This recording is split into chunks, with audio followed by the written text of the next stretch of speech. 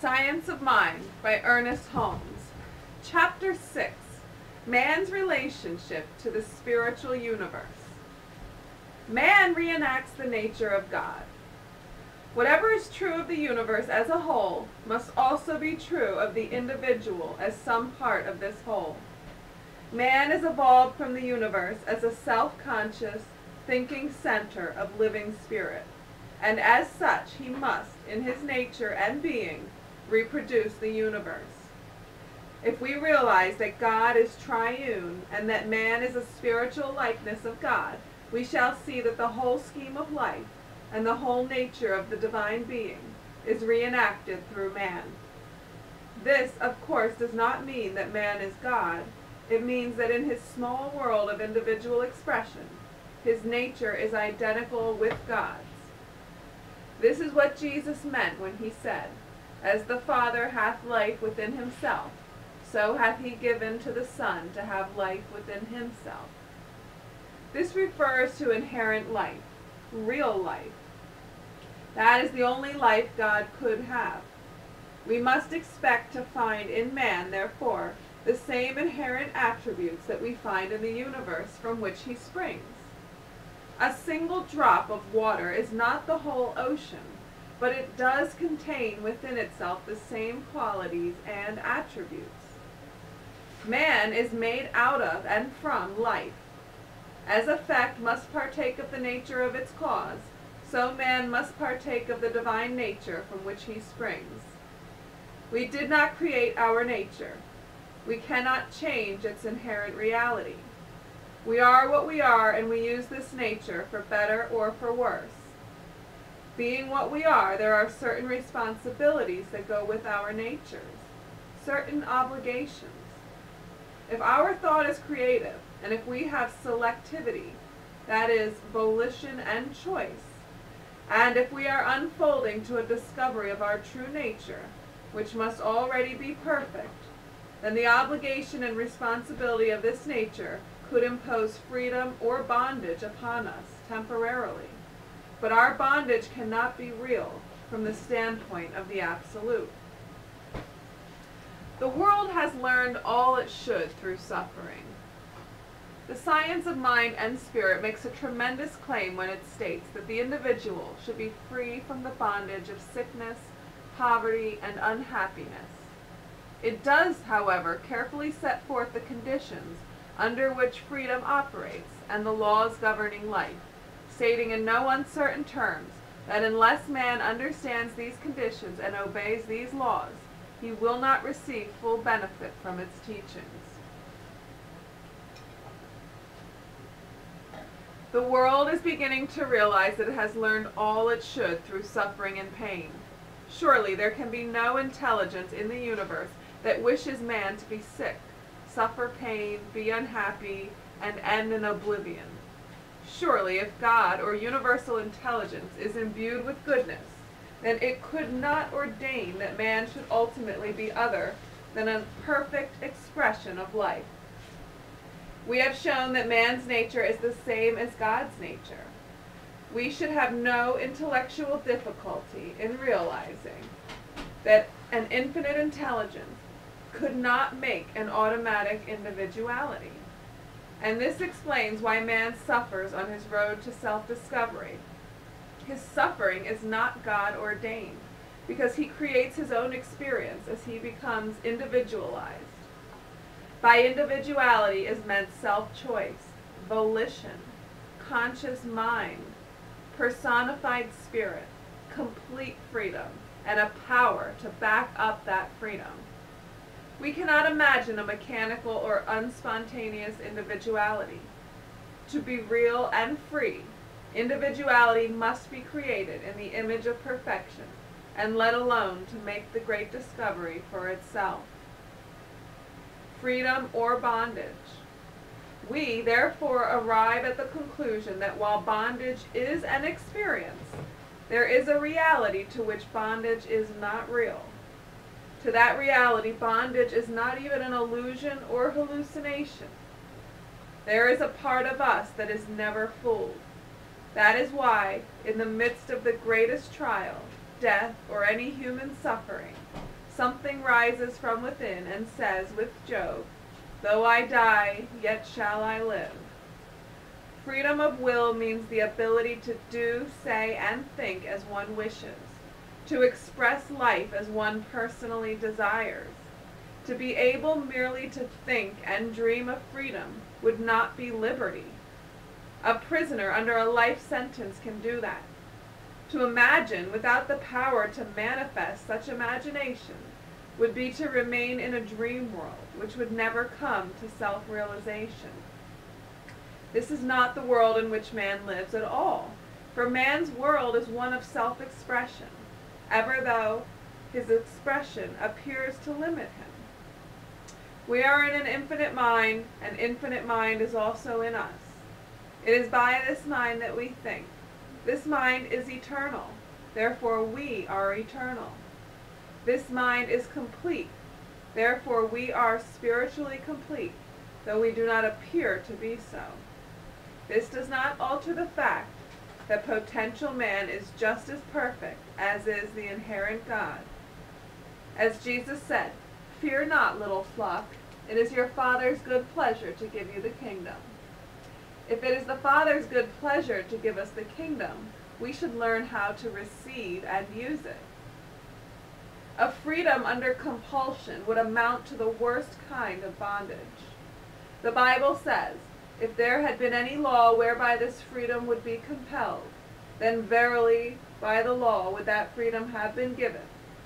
If there had been a way by which the divine creative principle could have compelled man to suddenly appear on the scene of experience, full-orbed with all his freedom, and still be an individual, then verily by the law would this have been done. But even God could not do this. The only way God can evolve a spontaneous individual is to let him alone and allow him to awaken to himself. "Behold, I stand at the door and knock." So man must be created with the possibility of limitless freedom and let alone to discover himself. On the road to self-discovery he must be subject to the law of reality, and if in ignorance he violates this law, he must thereby suffer. This is not, however, because any divine decree ordains suffering, but simply because it is the necessity of the case. God never intended man to suffer. Suffering may be salutary in that it leads us to a place where we learn that it is unnecessary. We shall cease to suffer as we more and more comply with the laws of the universe. All suffering is the result of some infringement of these laws. It is a solace to the mind when we come to understand that all human limitation, from the standpoint of the divinity within us, is unnecessary.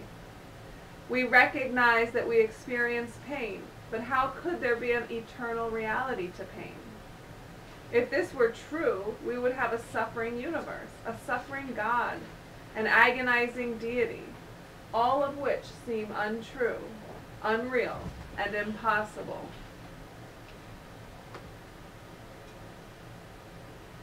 We must know definitely and consistently that the universe is for us and not against us. But someone will say, the universe is not for us. Look at the evil, the limitation, lack, and physical pain and anguish of the human race. We shall have to learn that evil is neither person, place, nor thing of itself, but is an experience which we are allowed to have because of our divine individuality, until, through negative experiences, we learn to use the law affirmatively, to cooperate with it, and thus to enjoy its full benefits. For the true law is a law of liberty and not of bondage. The universe is foolproof. It does say we can have what we can take, while at the same time we must expect to experience the logical results of our thought and act, be it good or what we call evil. The meaning of freedom implies the possibility of suffering, because if we are free only by virtue of the possibility of choosing more than one course of action as an experience. There is no freedom or happiness as a spontaneous individuality, unless there can be a temporary restriction of bondage and unhappiness through the wrong use of freedom. All things are possible to the infinite, but the infinite forever remains true to its own nature and never contradicts itself. If man takes his images of thought only from his previous experiences, then he continues in the bondage which those previous experiences create. If we talk about discord, we shall become more discordant. The more the world arms for war, the more certain it is that there will be war. People who spend all their time talking about their unhappiness become more unhappy. Jesus understood these great laws of cause and effect in the universe, which work sometimes with apparent slowness, but always with sureness.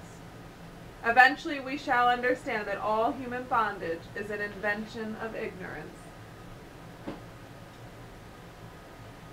Punishment and reward. Before we leave this subject of bondage and freedom, we wish to make clear that there is no sin but a mistake, and no punishment but an inevitable consequence. Wrongdoing must be punished, for the law of cause and effect must be eternally operative. Right acts are rewarded in the same manner. We do not say that man cannot sin. What we say is that he does sin or make mistakes, and he is thereby automatically punished, as long as he continues to make mistakes. But bondage is not real to the universe, and sin is not real to God. This does not mean that we can do whatever we wish, with disregard for the consequences. Nor does the fact that we are punished for our mistakes mean that there is an evil power in the universe. It does mean that there is an immutable law of cause and effect running through everything. We are not punished for our sins, but by them. Sin is its own punishment, and righteousness is its own reward. The age-long discussion of the problem of evil will never be answered until we realize that evil is not a thing of itself. It is simply a misuse of the law of freedom. The problem of evil will be met only to the degree that we cease doing evil and do good. For evil will disappear when we no longer indulge in it. When the whole world sees the right and does it, then and not until then will the problem of evil be solved for the entire race. Spirit, soul, and body. It is necessary that we understand the unity of all life, the unity of God and man on all three planes. We have studied universal spirit, universal subjectivity, which is called the soul of the universe, and universal spirit in manifestation, which is called the physical universe, or the body of God. Studying man, we find that his body, like the physical universe, devoid of mind or intelligence, has no volition. It may be permeated with intelligence, but it is not intelligent. It is one with the body of God, the physical universe. What did we learn about the soul of the universe? Remember the qualities that were discussed under the head of subjectivity, and you will find all of them depicted in what is called the subjective nature of man. For our subconscious or subjective mind reproduces all of the attributes belonging to universal subjective mind. When we turn to the spirit of man, we find that it is one with the spirit of God. Man is a self-conscious, thinking, choosing center of individualized intelligence, or God consciousness, in the great whole. So we find that man is one with everything physical in the physical world, one with the soul of the universe in the subjective world, and one with the Spirit of God in the conscious world. Through that which we call our objective or conscious mind comes what we know of God and life. The objective or conscious mind is the spiritual mind for which we have been looking. But it is not fully developed. If this were not so, there would be no mind with which to look. The objective mind must be the spiritual mind of man, since it is the only thing about him which knows that he has life and is conscious of itself. The whole of spirit is potentially focused in our individual objective consciousness, but we have not yet evolved to a realization of this, except in a slight degree. We approach and contact the larger spirit through our own spirit or conscious mind. The doorway to the Absolute stands open at the center of our intuitive perception. We enter the Absolute through that which appears to be finite, because the finite must be drawn from the infinite. This spirit which animates us is the same spirit which animates all life and everything that lives. Emerson said that we animate that which we see and see what we animate.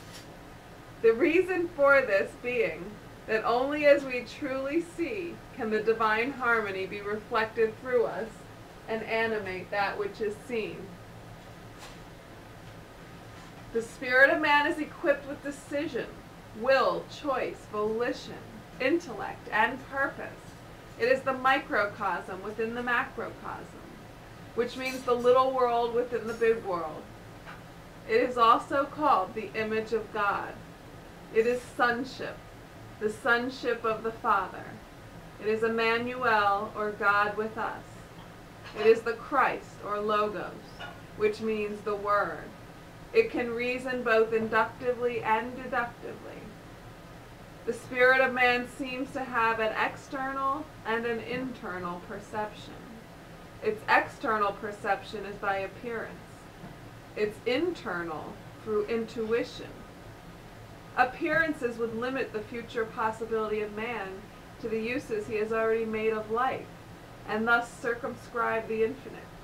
Hence we are told to judge righteously, and not by appearances. Plotinus tells us that there are 3 ways by which we gather knowledge: through science, through opinion, and through intuition, or illumination. These channels represent spiritual capacities, since each is an avenue leading to self-knowingness, and self-knowingness is the very nature and essence of spirit. Science is spirit inducing its own laws. Intuition is spirit knowing itself. Opinion is our estimate of reality. All are spiritual faculties and should be so considered in the study of this science. The race is growing into a broader divinity from age to age as more and more of reality opens before its onward march in its eternal progress. We should think of our spirit as being some part of the universal spirit, and of our minds as open to the divine influx. As any specific knowledge must come from the center of all knowledge, it follows that whenever and wherever the mind of man is open to the divine influx, it will receive instruction directly from the center and source of all. Science, invention, art, literature, philosophy, and religion have one common center from which, through experience, is drawn all knowledge.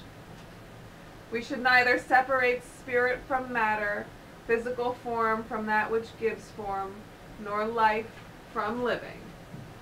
To suppose that one must retire from the world to be spiritual is one of the greatest possible mistakes. This is directly opposed to the self-evident truth that spirit enjoys itself only in its own works, which is its self-manifestation. We enter into the spirit of life only as we enter into the spirit of living. There can be no real enjoyment of life until we see that everything is animated by the Spirit. And as we see that things are thus animated, we are beholding the real universe.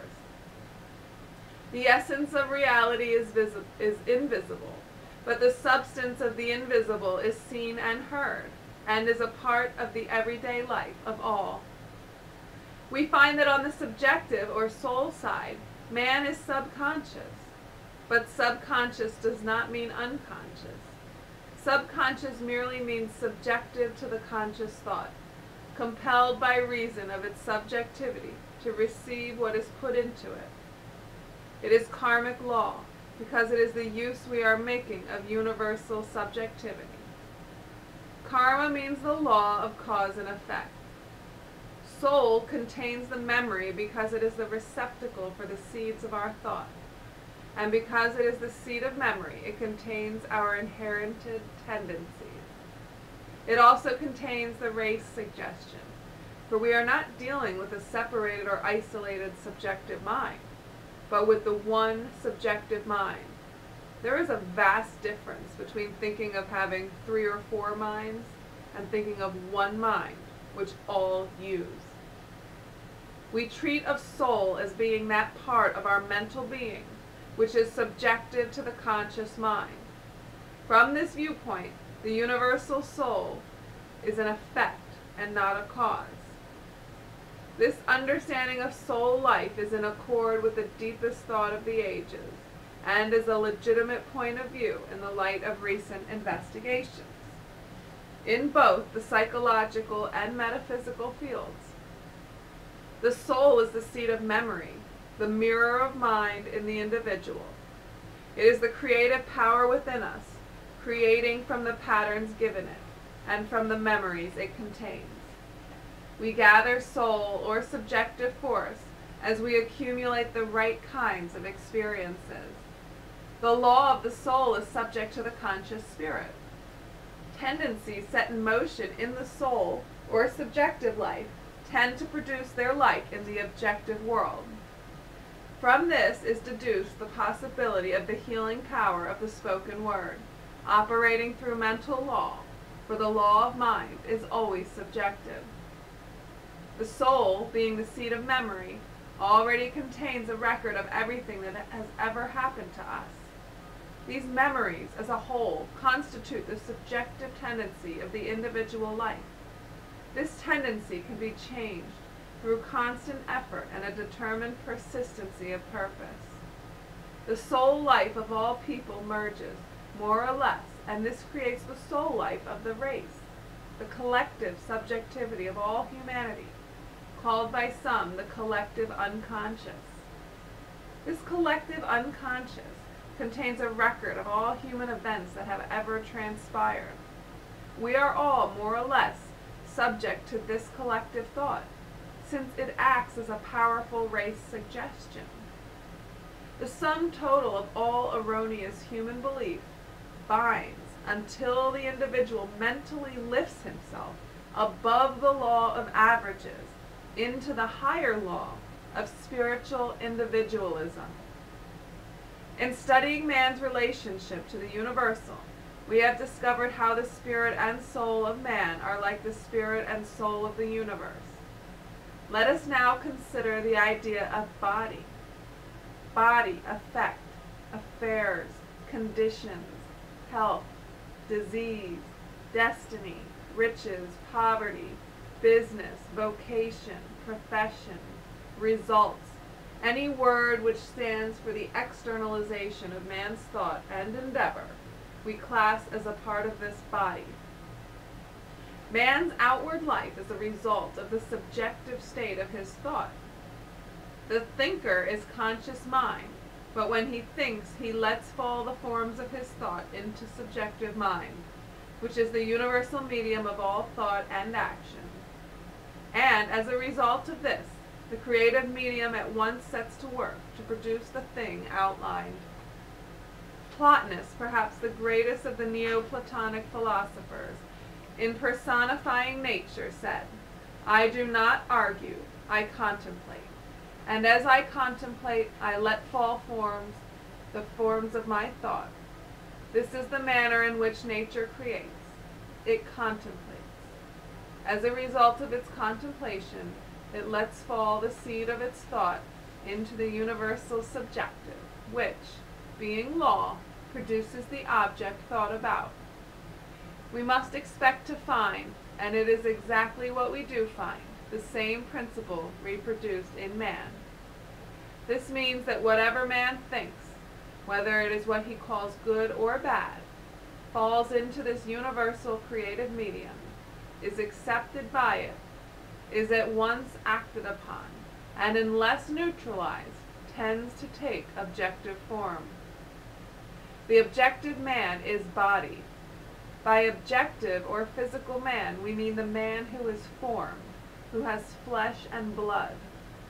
This physical man is in unity with all other physical or objective elements in the universe, and in unity with the invisible source from which they come.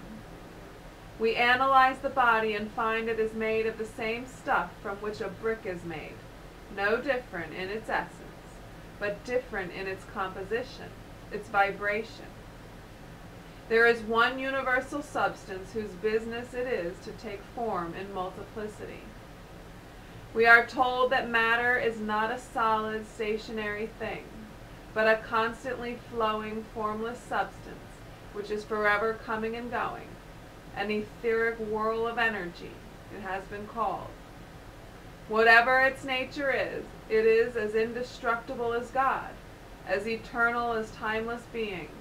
Nothing can be added to or taken from it.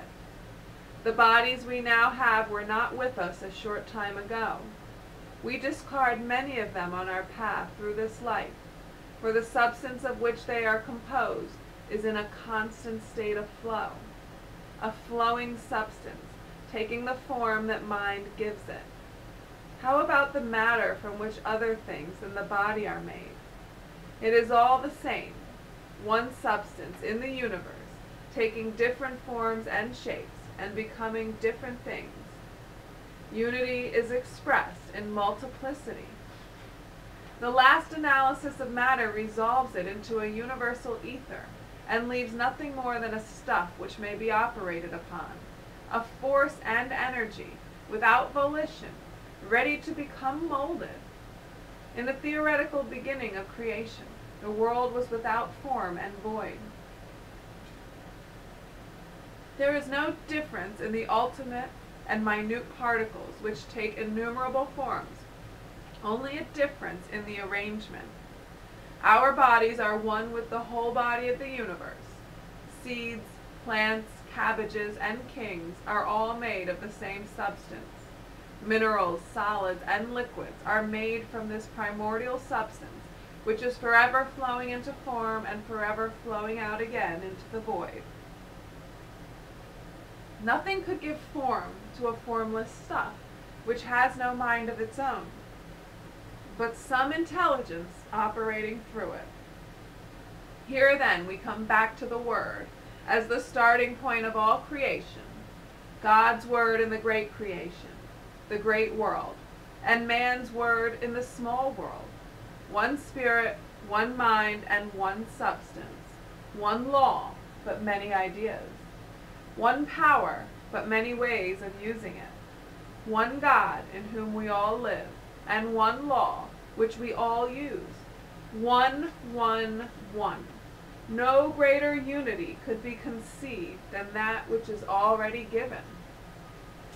So we find that man is one with the physical universe in which he lives. The physical universe has no self-determination. We find that man's physical body is a latent mass of matter. Our body is really one with the body of God, with the physical universe.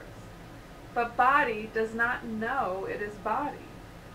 If feet knew they were feet with the physical capacity to walk, they might be cut off and still be able to run down the street on an errand. It is one thing to say that our feet do not know they are feet, and quite another thing to say that they are illusions. Yet all are agreed that they have no intelligence of their own. Of itself, the physical universe is an effect. So it is with the physical part of man, which we call his body. Limitless medium. When we realize that in dealing with our own individuality, we are dealing with self-conscious mind, and when we realize that in dealing with subjective mind, we are dealing with a universal subjectivity, we shall come to understand that we have a creative intelligence at our disposal, compared with which the united intelligence of the human race is as nothing. The universal subjective mind, being entirely receptive to our thought, is compelled by its very nature to accept that thought and act upon it no matter what the thought may be.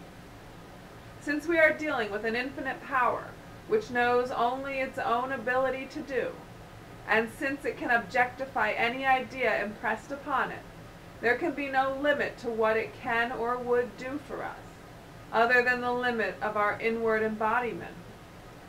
Limitation is not in principle nor in law, but only in the individual use we make of principle. Our individual use of it can only equal our individual capacity to understand it, to embody it.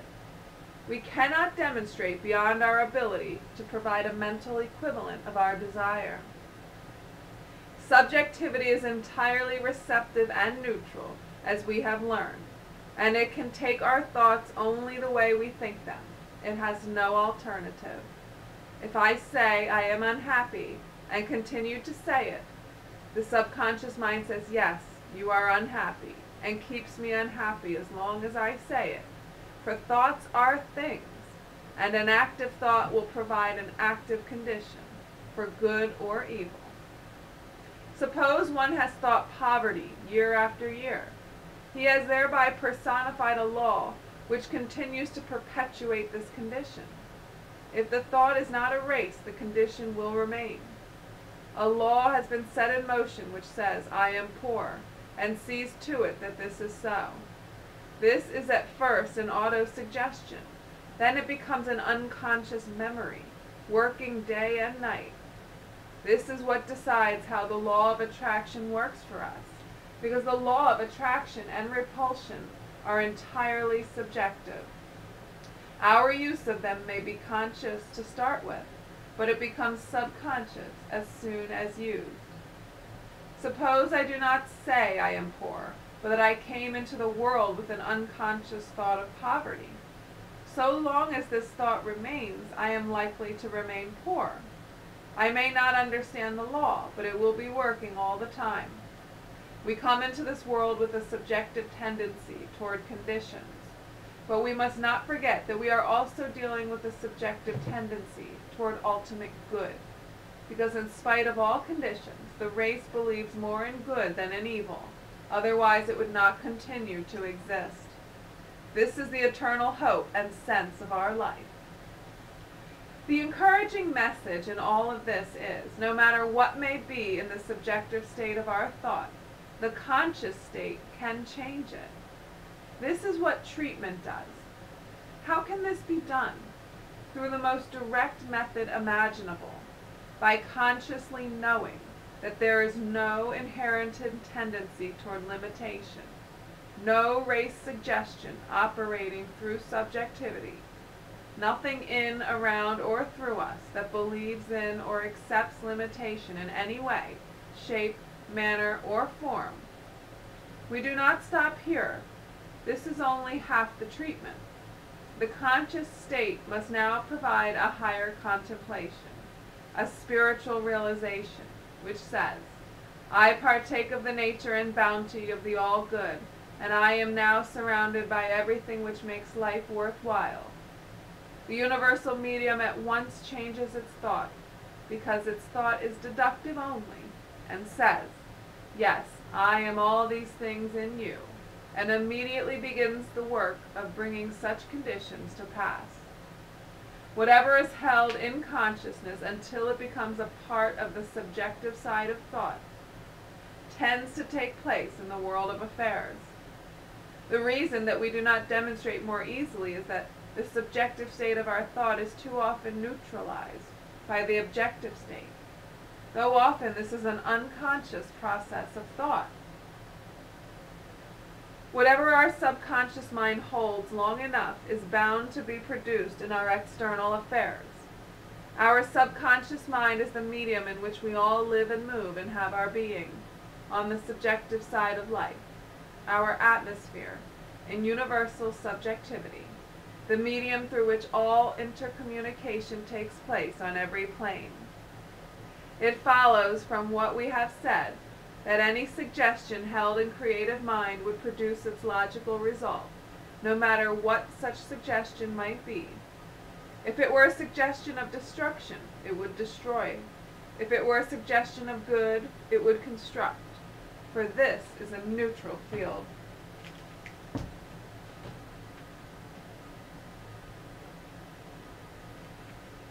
Christ and Antichrist.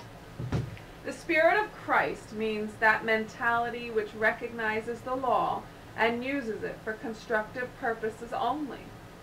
The spirit of Antichrist means the spirit of the individual who, understanding the law, uses it destructively.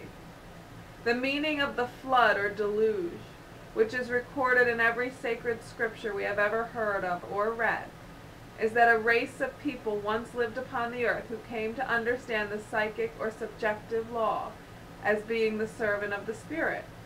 They understood themselves to be spirit, but they did not understand the harmonious unity of spirit.